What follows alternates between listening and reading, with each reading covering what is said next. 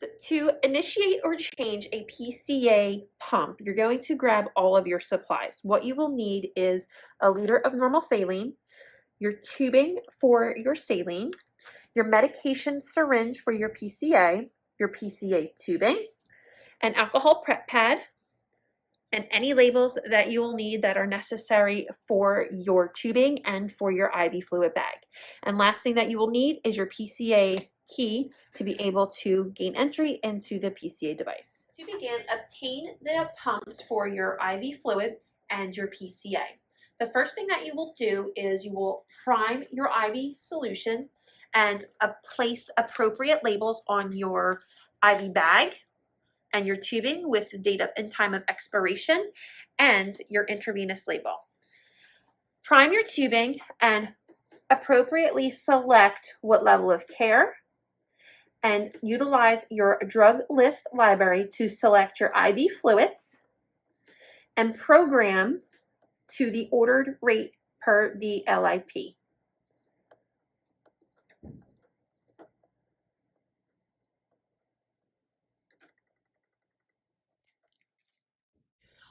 To start setting up your PCA, obtain your PCA supplies. So you will need your medication syringe, your Y-type mini bore PCA set that has the built-in filter already. Remove from the packaging and insert into your syringe and twist to set up your PCA syringe. The next thing you will do is obtain your main IV fluid and connect to the Y port of your PCA tubing. You will then prime your PCA tubing with your mainline IV fluid until it reaches midway past the Y connection and clamp to prevent any backflow of your medication during priming or purging of your PCA syringe. Once your IV tubing in your PCA tubing is primed, you're now ready to start loading in your PCA syringe.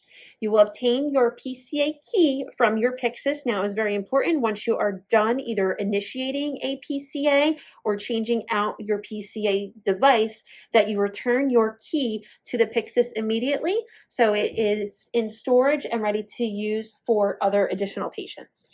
Your key will then, your locking mechanism is on the side of the device. You will insert and turn to open your door. Also, to be able to remove your PCA device from your pole, the key must be engaged and unlocked.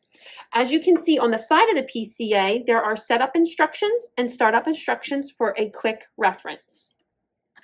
The PCA device has your patient-controlled analgesia button. The only person that is able to push this button is your patient. No staff member or family member can decide that the patient is in pain and able to push this button. The inside of your PCA, as you will notice, has a barcode scanner. If you are having difficulty having the barcode scanner reading your label on your medication, you will have to obtain an alcohol prep pad and give one swipe down and let air dry. You are now ready to load your PCA syringe. You would like to remove the yellow cap from your syringe and remove the cap from your tubing and twist onto the syringe. As you will notice, the PCA has a sliding mechanism, so you will pinch and slide up to load your PCA syringe into the pump. As you load in, the barcode is going to have to face your barcode reader, and the pump will make an attempt to read what medication is in your syringe. As it is reading, you will pinch and push down until you hear a click. On your screen, you're going to hit continue.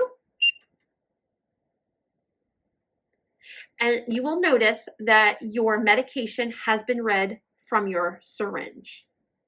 If there's an issue with your barcode reader picking up the barcode on your syringe, it will alert you on your main screen. At this time, you will remove your syringe and attempt to again to replace your syringe into the loading device. Obtain your second RN and your EMR to be able to do your 5 rates of med administration and your 3 checks of your med and your independent verification of the medication to your order set.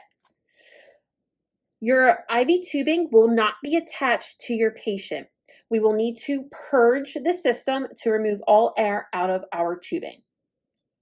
The medication, again, is going to be confirmed to what is in our syringe. We will confirm that this is hydromorphone, 0.2 milligrams per ml. You will select what your order set is asking. So we're going to do a standard PCA. Purge. This is where we are going to remove all air from our line. To purge, you will hit yes. And to purge, you must hold down the key until all of the air is removed from your line. When your purge is completed, you will remove your finger and it will ask if your purge has been complete. At this time, all air has been removed from your line. You will connect your line to your patient. Please review your orders to see if there is a loading dose. If you are initiating a PCA for the first time, the physician may indicate a loading dose for your patient to be able to begin to get their pain under control. At this time, we'll say yes, that we are going to do a loading dose. Our loading dose, if I'm looking at my orders, is going to say 0.2, and I will hit enter. The PCA pump will ask if I would like to deliver my loading dose now or deliver later. I'm going to hit deliver later, so I'm able to continue to set up my PCA pump. You need to select your delivery mode. So we have PCA only, which means that the patient is going to just be hitting their button to obtain their medication for pain control. We have PCA and continuous, meaning they can have the ability to hit the button for pain, and also they will receive a small medication dose each hour. And the last option is continuous, which just means that the patient is receiving medication dose each hour. Today we are going to select PCA only. We will now go ahead and program our pump. This is our PCA dose, how much the patient will receive each time that they hit the button. So my PCA dose is going to be 0.2, and I will hit enter. Our next program is our lockout. How many minutes can that patient have medication that they will have to wait? So I am going to select a 6-minute lockout and hit enter. Our 1-hour dose limit is how much medication can that patient receive over an hour. I will say that my patient can receive 2 milligrams over 1 hour, and enter. Now it comes to your final screen. This is all of your input for your PCA dosing. You and your second RN will independently verify that the PCA has the correct setup against the orders in your EMR. Once it is confirmed independently that these orders that you have input into your PCA are correct, you will hit confirm. If there's any issues or you put a wrong item in, you will hit previous and fix your order. And then at that time, if there is any items that were re-entered, again, the 2 nurses will independently verify that they are correct. Now the PCA is going to ask if I would like to give my loading dose since it has not been delivered yet. I will close my door and say yes and lock. The last thing I will do is I will hit my start button. And at the top of your screen, if you are seeing a little line making a square, that means that your medication is infusing to deliver that loading dose. Okay, we'll now talk about medication administration using your electronic medical record. So at this time, you will have your medication syringe available to you, and you will also have your EMR pulled up under your patient in your medication administration record electronic. Here you'll notice that we have a standard concentration of hydromorphone, 6 milligrams in 30 ml, equaling 0.2 milligrams per ml. In the ordered dosing parameters, you will see a listing for a basal rate, which this patient is not receiving, the bolus dose, which is 0.2 milligrams, a lockout interval of 6 minutes, and a 1-hour dose limit of 2 milligrams. At this time, you will scan your patient's ID band and verify their 2 patient identifiers, name and date of birth. When you scan your patient, it will usually bring up your screen here, and you will have to scan your product. For purpose of training at this time, we are going to override that, but you should never override scanning your product when administering any type of medication. So for this, it's saying new bag, which will indicate your new syringe. Again, you'll scan. I'm going to use override.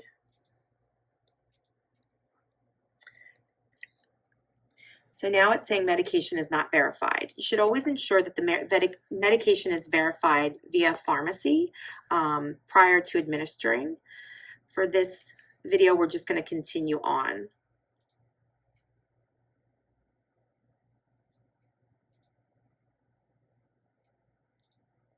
Okay, so now we're in the medication administration record in your EMR, and here you'll notice your dosing of your information again. So we have hydromorphone dilaudid PCA standard concentration, 6 milligrams per 30 mLs or 0.2 milligrams per ml.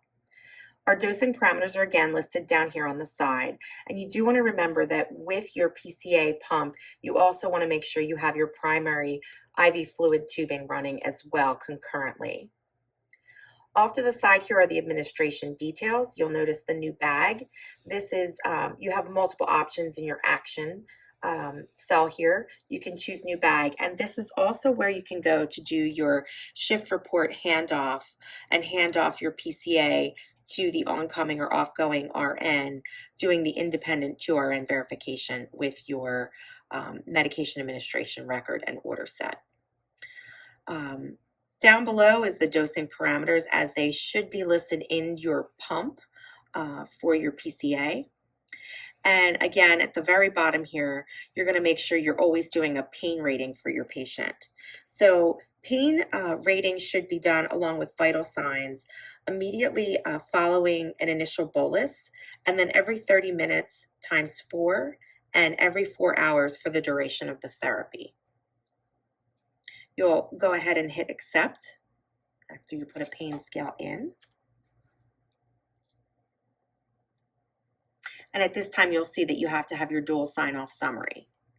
So I'll go ahead and just cancel that for our training purposes. So when you're documenting for your PCA pump, you're going to want to make sure you're doing the required documentation for the medication, and that includes vital signs, pain, as well as your sedation scale that will be discussed later. So here you'll see we put in a set of vital signs, a pulse ox continuous, your blood pressure, respiratory rate, and as you go down, you'll also want to assess your pain. Once you assess your pain, you should also bring over that sedation scale. For our purposes today with training, we're using the Richmond Agitation Sedation Scale, or RASS. And you usually want your patient either alert and calm or slightly drowsy, but never beyond plus or minus 1. For today's training, we'll just put alert and calm. You'll also want to make sure that you'll be doing a cumulative Q4-hour intake and output. So you'll go into your INO sheet under your flow sheet, and you'll scroll down to your medication, which is here, your PCA.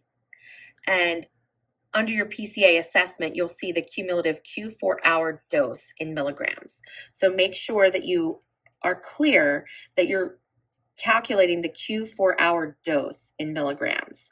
Your pump is a Q 1-hour dosing. So you'll have to make sure you do the math to make sure you're putting in the correct dosage here. So for our purposes, we're just going to say that this patient got over 4 hours, 2 milligrams.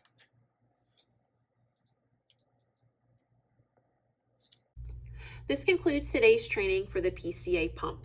As always, for additional resources, please be sure to refer to your policies and procedures,